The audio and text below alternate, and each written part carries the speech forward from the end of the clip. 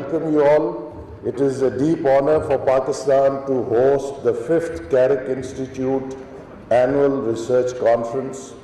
On behalf of Government of Pakistan, I extend a warm welcome to all of you, visionaries, policymakers, researchers, and partners who are shaping the future of our region.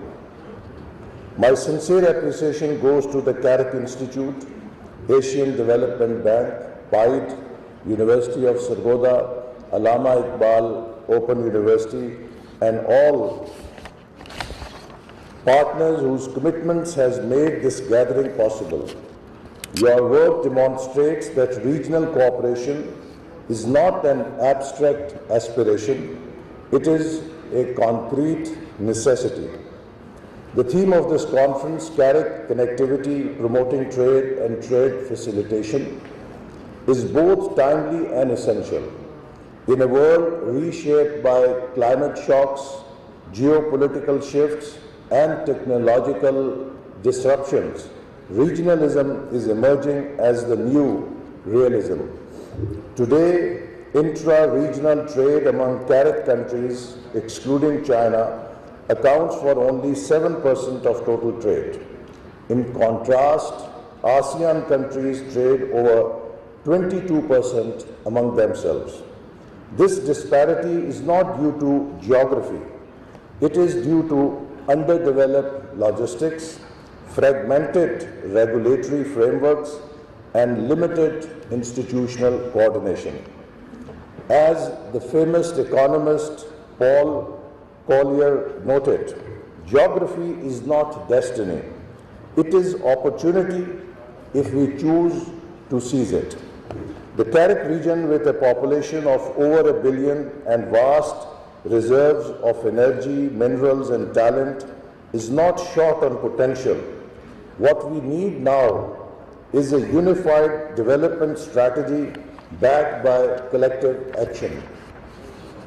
Ladies and gentlemen, in Pakistan, we are taking flight under a new development vision, Udan Pakistan.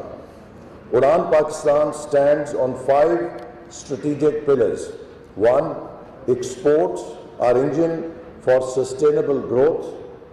E-Pakistan, a leap into digital future. Environment, for food, water, and climate resilience. 4, energy and infrastructure to power the next decade. And 5, equity and empowerment so that no one is left behind. This strategy is not isolated from regional ambitions. It aligns fully with Carrick's Vision 2030, which envisages focus on 5 operational clusters: economic and financial stability, 2, trade, tourism, and economic corridors, 3, infrastructure and economic corridors, 4, agriculture and water, and 5, human development. Under Udan, we are expanding high-value exports like IT, halal food, and engineering goods. Pakistan's IT exports, for example, have crossed $3.5 billion and are growing at 20% per year. Empowering youth through digital skills, we are training over 2 million youth under the e-employment programs. We are mobilizing green investments with 10 gigawatts of solar projects in the pipeline under SIFC, Special Investment Facilitation Council. We are positioning Pakistan as a trade and logistics hub, connecting Carrick to maritime trade via Gwadar and Karachi. Under Udan, our goal is to exceed $60 billion in exports by 2030. Achieving this will require radical simplification and digitization of trade processes. We are already seeing progress. The Pakistan single window has reduced custom clearance time from 8 days to less than 48 hours. It is now being expanded to integrate with Central Asian corridors, making it a model for Carrick-wide digital trade interoperability. Under the TIR Convention, Pakistan has facilitated hundreds of cargo movements from China to Central Asia and Middle East reducing transit costs by up to 30% and time up to 50%.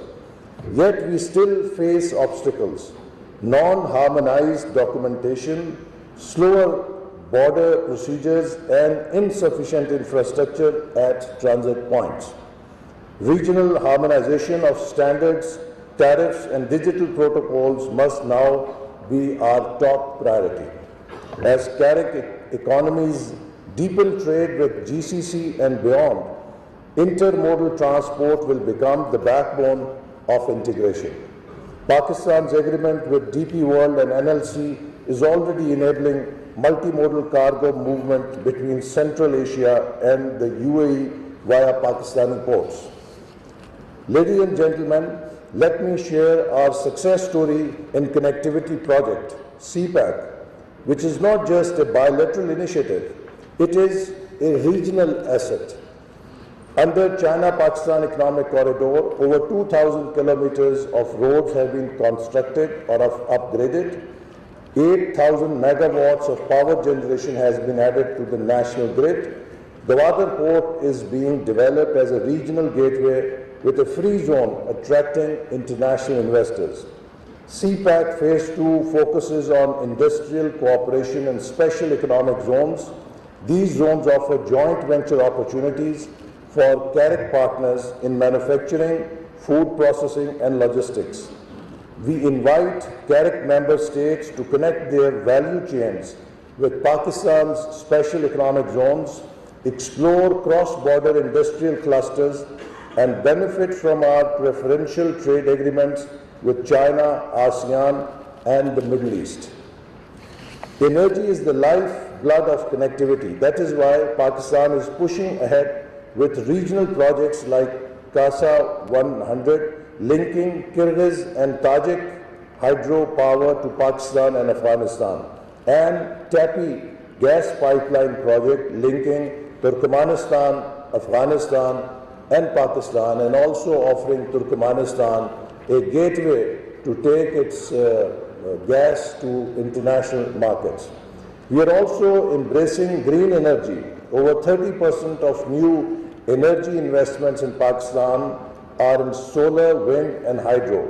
Pakistan's National Solar Energy Initiative aims to install 10,000 megawatts of solar power by 2027.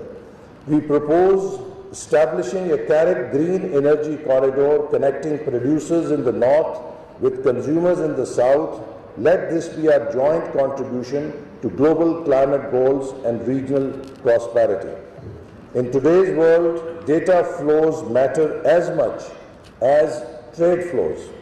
Under e-Pakistan, we are digitizing public services and customs, creating a regulatory sandbox for fintech and startups, and supporting freelancers and digital entrepreneurs who already earned over $1 billion in remittances in 2024.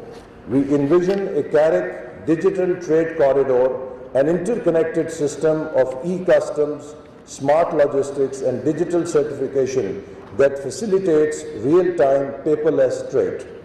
As Klaus Schwab of the World Economic Forum said, in the new economy, the competitiveness of nations will be defined by their ability to harness data, innovation, and human capital.